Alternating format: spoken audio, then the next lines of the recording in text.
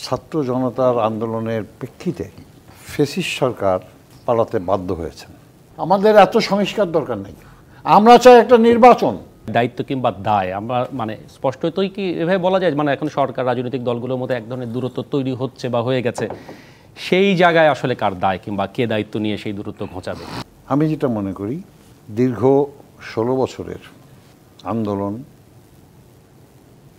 যারা করেছেন এবং ছাত্র জনতার আন্দোলনের প্রেক্ষিতে ফ্যাসিস্ট সরকার পালাতে বাধ্য হয়েছেন।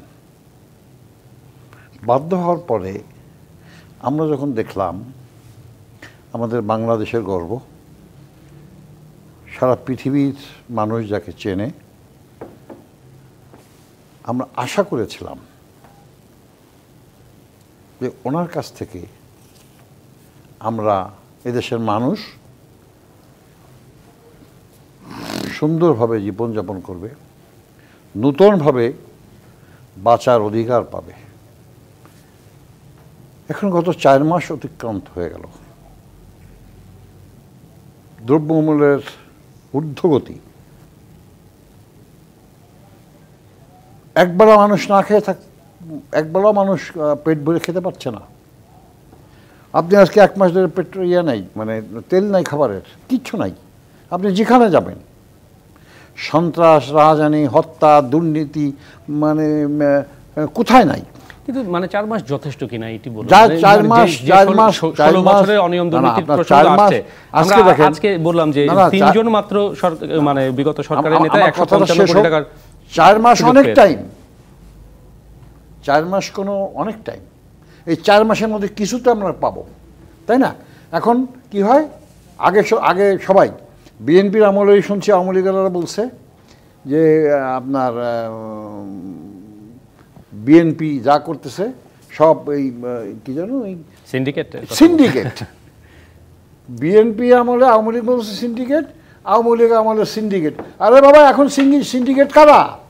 ধরিস না কা, কি কারণটা কি? ধরতে বাধা কোথায়, তাই না? ধরতেছে না। আজকে সিন্ডিকেট, এই তেলের দাম 8 টাকা বাড়ানোর সাথে সাথেই বাজারে তেল এসে গেল।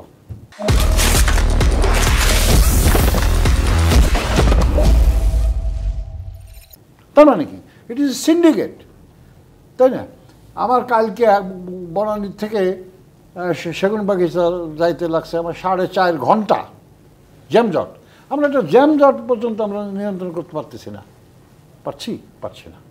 তো আমাদের প্রশ্ন হলো, রাজনীতিবিদদের কাছে রাজনীতি থাকতে হবে, জনগণের নির্বাচিত প্রতিনিধির কাছে ক্ষমতা হস্তান্তর করতে হবে।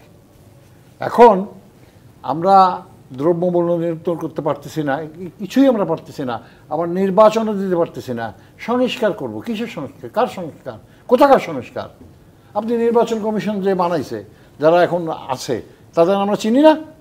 সেই পুরনো জিনিসই, সেই হুদার থেকে আরম্ভ করে আপনার এই যে কি ধরুন মিষ্টি মিষ্টি কথা কইতো এর আগে, হাবিবুল আওয়াল, কি মিষ্টি, মানে মধুর মতো মিষ্টি, মধুর চেয়ে মিষ্টি কথা বলতো।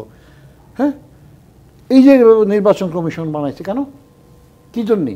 এইসব যাদের মাথায় কিছু নাই, মানে 70-এর উপরে বয়স হয়ে গেছে, কেন? বাংলাদেশে কি আর কোনো প্রতিভাবান ছেলে নাই? নিশ্চয়ই আছে না? প্রতিভাবান বহুত লোক আছে, বহুত রাজনৈতিক নেতা আছে, বহুত সাংবাদিক আছে, বহুত বুদ্ধিজীবী আছে। তারা কোথায়? আপনি কোহানতে ধরে নিয়ে আসলেন একজন উপদেষ্টা না কি বানাইছেন, 41 বছর ছিল আমেরিকাতে, 41 বছর পরে এসে বাংলাদেশে সে মরিচ চিনে, সে তো চিনবে বড় বড় মরিচ। আমাদের প্রশ্নটা তা না। এই দেশের মানুষকে দিয়েই আপনি বলেন, এই যে ছেলেগুলি পঙ্গু হয়েছে, এই যে বেকার, হাজার হাজার লক্ষ লক্ষ ছেলেরা বেকার, চাকরি দেন না একদিনে, কয় টাকা লাগে? কী জন্য চাকরি দেন না? কারণটা কি? এখন প্রশ্নটা হলো, আমাদের এত সংস্কার দরকার নেই, আমরা চাই একটা নির্বাচন। এবং সেইখানে আসলে উপদেষ্টা আমরা চাই নির্বাচন। সেই নির্বাচনটা হবে আমার ভোট আমি দিব, যাকে খুশি তাকে দিব। রাতের ভোট দিনের ভোট রাতে হবে না, জোর করে ব্যালট বক্সের চিন্তাই হবে না। আমি সাইদুর রহমানটা আমি নিজেই ভোট দিতে পারি নাই।